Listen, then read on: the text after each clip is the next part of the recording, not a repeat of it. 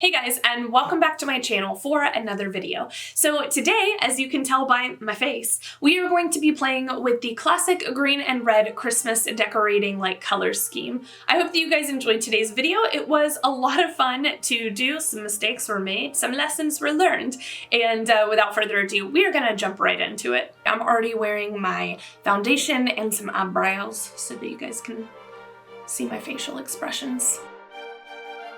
I know that today I want to play with the classic a green and red kind of color scheme, so I pulled both of these palettes for us to use today. You guys know that I love the Norvina Volume 2. I normally reach for that when I need a blue-green kind of scale, but I recently did a video with the Lisa Frank palette, their collaboration with Morphe, and I really enjoyed the colors, and I would like an opportunity to dive into this shade right here in particular because it's the perfect rich Christmas tree kind of green. And then I feel in this palette we have the perfect bright shades to kind of go together with that.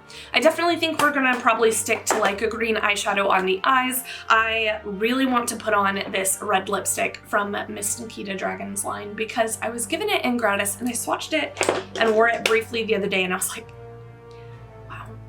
So I already got up this morning and went to the grocery store because it was completely out of toilet paper and that's just not acceptable. I made chicken, which I just got out of the oven. Someone else in this apartment complex just set off the fire alarm. Not me this time. I did it 3 weeks ago. Not gonna lie. I haven't eaten breakfast yet, but I'm on my second cup of coffee. So we'll see if this tutorial turns out now, won't we? So the first thing that I'm going to do is take a big old fluffy brush and I'm gonna be tapping into this B3 color. I think today we're gonna build a cut crease because that just sounds like something I would do, doesn't it? I'm stippling to place that product exactly where I want it, but then as my brush loses product, I'm switching to more to that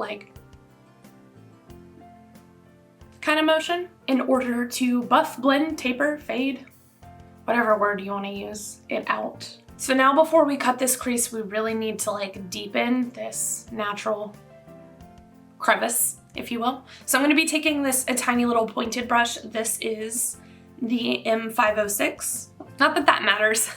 I literally never talk about brushes. Maybe I should. Would that be useful? The first one that we used is the M576, one of these little fluff brushes, and I'm not gonna lie, they went on sale and I own 5 of them. I'm gonna go ahead and jump into that Lisa Frank palette and we're gonna pick up that rich foresty green, which is aptly named Forest. Go figure. All right. Because this brush is nice and tapered and has quite a bit of product saturated on it, I'm gonna first kind of very lightly feather out where I would like to place this color, following the natural curvature of my eye, but a little bit higher. There'd be no point if you have deep set eyes like I do of putting in all of this effort and work to deepen your crease if you don't go a little bit higher so that when you go to cut your crease a little bit later, you can still actually see some of that work as opposed to carving away literally this entire step. And now that that is overwhelmingly deep, we're just gonna take the very tippity top of that same fluff brush, that M576, and we are going to do a little tip tap patty whack, just ever so faintly into the color, what are you? Zoomer and Zorbit, which is this lighter green. Make sure that the top edge of that just kind of kisses that darker green and kind of feathers out a little bit because we do want it to overwhelmingly be a light green, and it'll look less stark, deep, and dark after we carve out that crease, but this is where we're at right now. The fallout is actually not bad, which is good because I did my foundation first. Did not think about that. Yes, I did. I decided to do it anyways. Strong and wrong. Now we're going to carve out our crease. We're gonna take a little dollop of P. Louise base and we're going to super saturate the M167, keeping it flat, kind of going back and forth like a paintbrush. And like I mentioned earlier, we dragged this green in ever so slightly further so that when we went to cut, we could keep that a little bit more angular and a little bit higher. So normally my brush would start here or right there, kiss just that inner corner whenever I did my cut crease, but I want a bigger shape as if my eyes aren't large enough. And so we are going to drag it up and out ever so slightly. So I didn't really get to touch base with you guys for Thanksgiving. I hope you all had a good one. What are your plans for Christmas? Those of you who are being able to spend it with family, I hope that you guys are, you know, staying safe and excited after like this really long year to be celebrating with them. I know a lot of people are still not able with travel restrictions or their jobs or just things like that to go home for the holidays. My grandparents are coming down from North Carolina and they will be hanging out with us for a good portion of the day. So I'm going to be picking up the white shade in the Lisa Frank palette. It is right there. It's called Blanca. And we're going to be using one of the teensy tiny little itty bitty sponges from this launch as well. I'm just going to saturate the very tippity top. And we're going to pack that white mostly here on the inner corner because that's where I want the vibrancy to like really be built up. We're going to drag it like 3/4 of the way up. Dip back into that initial green shade, which is B3. I'm gonna tap that right here from the outer corner and start to sweep it in. And then there's this really pretty like reflective kind of like neon yellow green shimmer shade right here.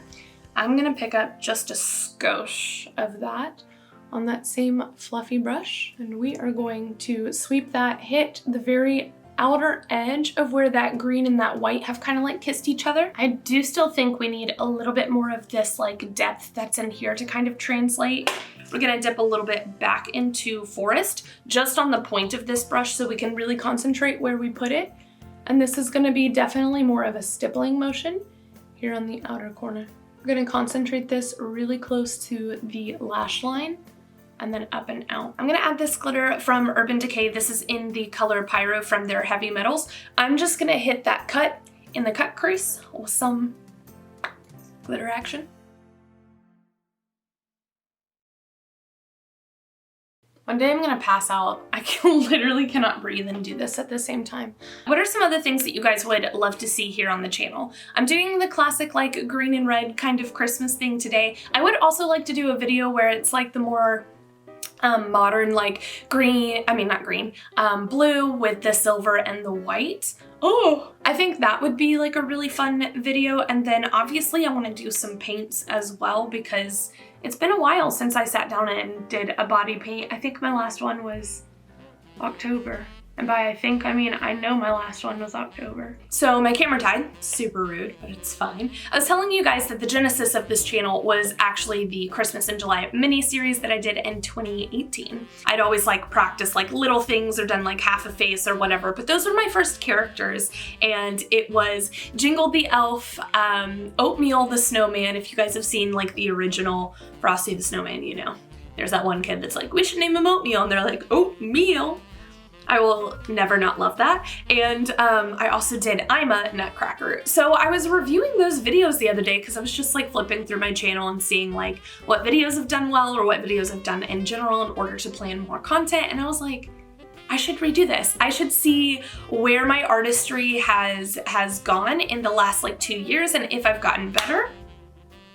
I hope I could do better. Otherwise, what's the point? Because I feel like you should always be like learning and growing. So I don't know. I thought about maybe like trying to remake at least one of those. Probably the Nutcracker because that's my favorite of the three. I'm gonna be picking up that little pointed brush again, and we're picking up that initial B3 shade, which is that one right there. We're laying it rather flat so that we can pack that shade down here. I've had this channel like made with the name AverageJo since 2016, whatever, because I like really got into YouTube when I took my first contract in New York right out of college. So 2016 is like when I made the channel, but I didn't post my first video until 2018. And then as you guys know, in 2019, I hardly posted anything ever because that was the year that I put all my time, energy, and effort into doing my first bodybuilding competition,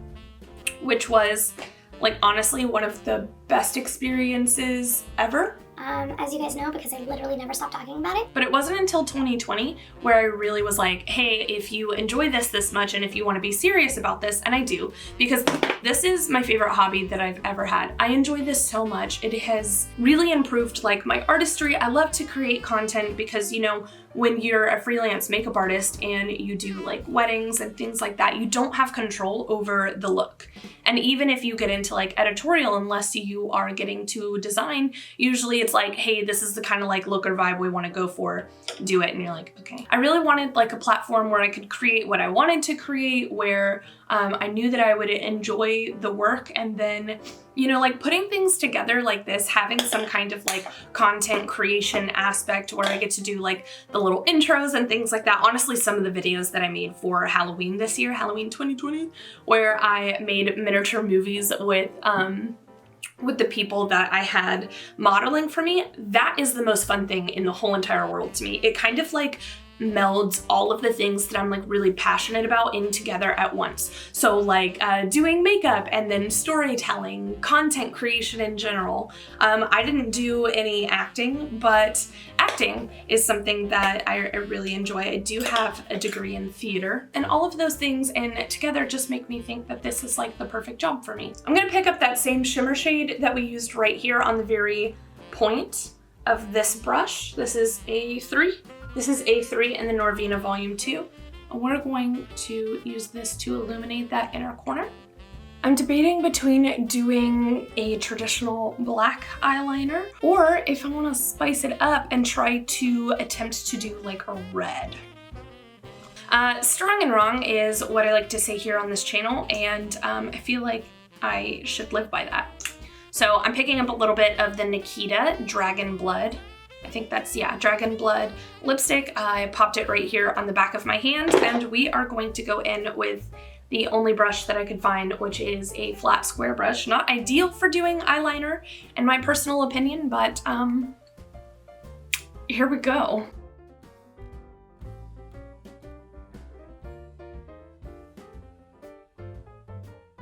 That's as good as that's gonna get. And you know, from a distance, oh, sugar plums. Oh, this lipstick is transferring into my white. This is Spare Time from the Raw Beauty Christie and ColourPop collab. I'm gonna run this right here into the waterline because it is perfection. Ow, wow, okay. Actually, I stabbed myself a little bit. This is going south so fast. I'm not crying, you're crying. So we have mascara and some lashes on, which kind of hide the egregious red liner that we're wearing today. It's totally fine. Just if you follow this tutorial, do better than I did. And then for lips, we are, of course, once again gonna be using the Dragun Blood from Miss Nikita Dragun. I think first I'm gonna overline our lips though. This is a pencil from Morphe. It's in the color Vibes, one of my personal favorites. All right, you guys, and that is actually going to be it for today's tutorial. I am ever so slightly regretting this red eyeliner. Not that I think that it looks bad, it is transferring here onto my lid. I do have like deep set kind of creasy eyeballs.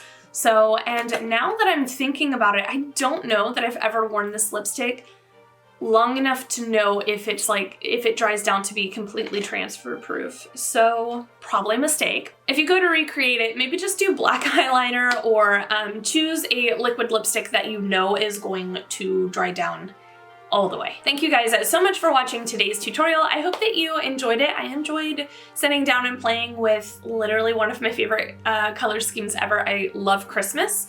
Drop a comment down below letting me know if you guys want to see a more like modern kind of Christmas schemed makeup. So like the blue, the white, and the silver, and anything else that you guys would love to see in this holiday season. I love you guys so much. Have a very fun, safe, healthy day, and I will see you in the next video. Bye.